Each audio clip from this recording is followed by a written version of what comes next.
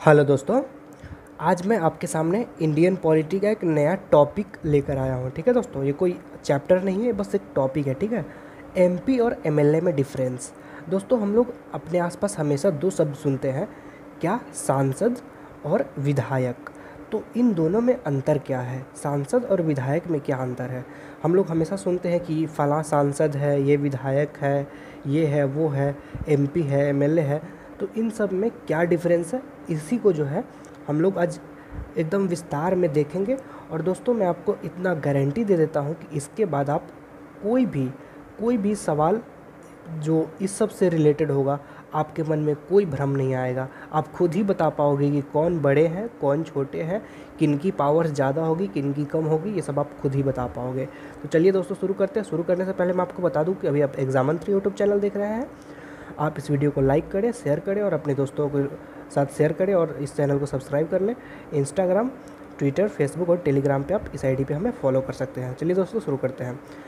देखिए दोस्तों, भारत में जो है, जो सरकार का व्यवस्था है वो क्या है? संघीय व्यवस्था है। संघीय व्यवस्था क्या होती है? जिसे हम इंग्लिश में फेडरल गवर्नमेंट बोलते हैं। तो क्या होती है ये फेडरल गवर्नमेंट, संघीय सरकार? संघीय सरकार वह होती है जिसमें शक्ति का विभाजन आंशिक रूप से, ध्यान दीजिएगा दोस्तों, आंशिक रूप से केंद्र सरकार और राज्य सरकार या क्षेत्रीय सरकार के मध्य होता है। मतलब शक्तियों का विभाजन जो है ना, वो केंद्र सरकार और राज्य सरकार दोनों के बीच होता है। तो ऐसे सरकार को हम क्या बोलते हैं? संघीय सरकार। मतलब एक संघ, फेडरेशन, एक संघ मिल के जो एक संघ से जो सरकार बनती है उसे हम संघीय सरकार बोलते हैं। संघ मतलब क्या? यूनियन, ऐसा लग रहा है ना, फेडरल, ऐसा फेडरेशन, ऐसा कुछ लग रहा है दोस्तों। तो इसी को हम संघीय सरकार कहते हैं। ठीक है, चलिए दोस्तों, अब आगे देखते हैं। आपको ये तो समझ में आ गया कि कुछ कुछ सरकारें आपस में मिल करके एक सरकार बना रही है, जैसे संघीय सरकार कहते हैं। चलिए दोस्तों, अब आगे देखते हैं इसको। यहाँ पे आप देख पा रहे होंगे कि फेडरल सिस्टम में क्या होता है? लोग सर्वोपरि होते हैं और लोग को जो है व्यवस्थित रूप से देश को चलाने के लिए दो सरकारें होती है।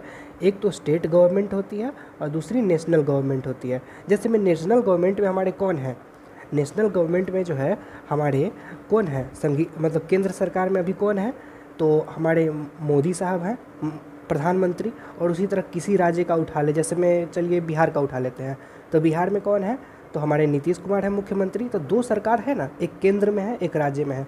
उसी तरह किसी और राज्य का उठा ले, यूपी का उठा ले, तो योगी आदित्यनाथ क्या है? मुख्यमंत्री है और केंद्र में तो वही है। तो ये जो है एक संघ है ना, कुछ सरकारों का संघ से मिलकर के एक संघीय सरकार बनती है। ठीक है, जहाँ पे केंद्र में भी सरकार होती है और राज्य में भी सरकार होती है। तो चलिए आगे बढ़ते हैं। तो दोस्तों, अभी तक हमने ये तो देख लिया कि सरकार की जो संघीय व्यवस्था होती है, मतलब संघीय व्यवस्था की जो सरकार होती है, उसमें दोनों स्तर पे ही, केंद्र और राज्य दोनों ही स्तर पे सरकार होती है। ठीक है, लेकिन दोस्तों हम ये भी तो जानना ज़रूरी है कि सरकार किन किन चीज़ों से मिलकर बनता है। तो सरकार जो है विधायिका, कार्यपालिका और न्यायिका, तीनों को मिलाकर के ही सरकार बनती है। विधायिका वो होती है जिसमें विधेयक बनता है। विधेयक यानी कोई भी कानून बनने से पहले उसका एक बिल लाया जाता है। ठीक है, और बिल पास होने के बाद ही वो जो है क्या बनता है? कानून बनता है।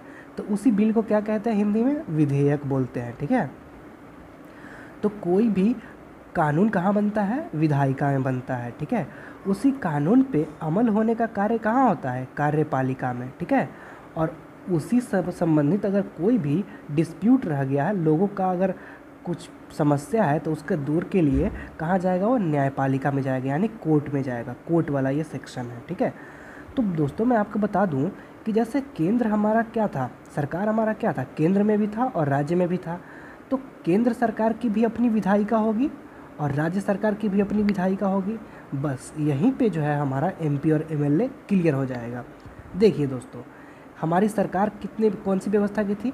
ये मान लीजिए हमारा सरकार हुआ, जिसको मैं जी से डिनोट कर रहा हूँ, गवर्नमेंट। ठीक है, ये सेंटर के पास भी अपनी होगी और स्टेट के पास भी अपनी होगी। ठीक है, सेंटर को मैं सी से, मतलब केंद्र सरकार के अभी प्रमुख कौन है? प्रधानमंत्री मोदी जी। ठीक है, उसके बाद स्टेट गवर्नमेंट, किसी भी स्टेट का उठाते हैं, यूपी का उठाते हैं तो कौन है अभी? योगी आदित्यनाथ। तो दोनों जो है केंद्र सरकार के स्तर पे भी एक प्रमुख है जैसे प्रधानमंत्री, उसी तरह राज्य सरकार के स्तर पे भी एक प्रमुख है जैसे योगी आदित्यनाथ जी यूपी के। अगर बिहार की बात करें तो नीतीश कुमार। उसी तरह से तो केंद्र सरकार की हमने क्या देखा था पिछले स्लाइड में केंद्र सरकार की अपनी एक अलग विधायिका होगी, ठीक है, 20 बस लिख दे रहा हूँ दोस्तों। उसी तरह राज्य सरकार की भी क्या होगी, अपनी अलग विधायिका होगी, ठीक है। राज्य में कानून पास करने के लिए राज्य की विधायिका और केंद्र में कानून पास करने के लिए जो है केंद्र की विधायिका। केंद्र का कानून तो पूरे देश में लागू होगा, सही बात है, और राज्य की सिर्फ राज्य भर में। तो दोस्तों यहाँ पे बस एक स्पेशल पॉइंट है, केंद्र की विधायिका को हम क्या कहते हैं पता है आपको दोस्तों, संसद।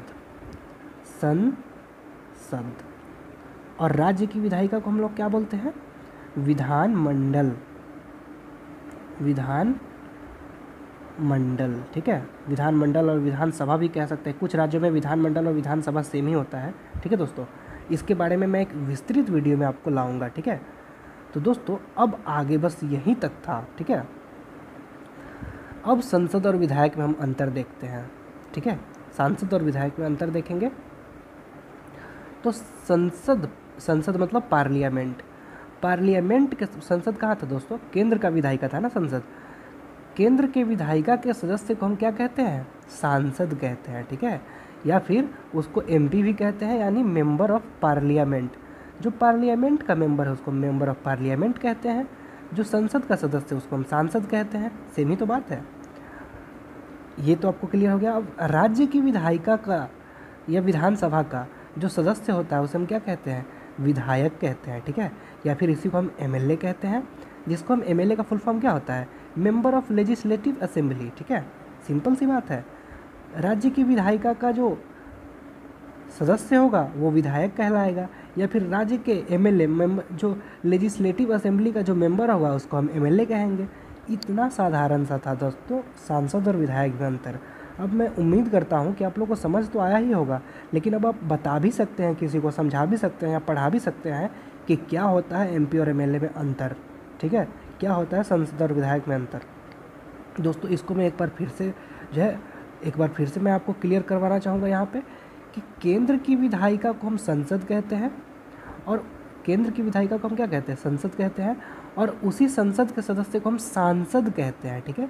राज्य की विधायिका को हम लोग क्या कहते हैं, विधानसभा कहते हैं, और उसी विधानसभा के सदस्य को क्या कहते हैं, विधायक कहते हैं, ठीक है। और इंग्लिश में तो मैंने इससे पहले आपको बता ही दिया। तो दोस्तों धन्यवाद, इसी के साथ मैं इस वीडियो को ख़त्म करना चाहूँगा और आपसे अनुमति चाहूँगा। धन्यवाद दोस्तों।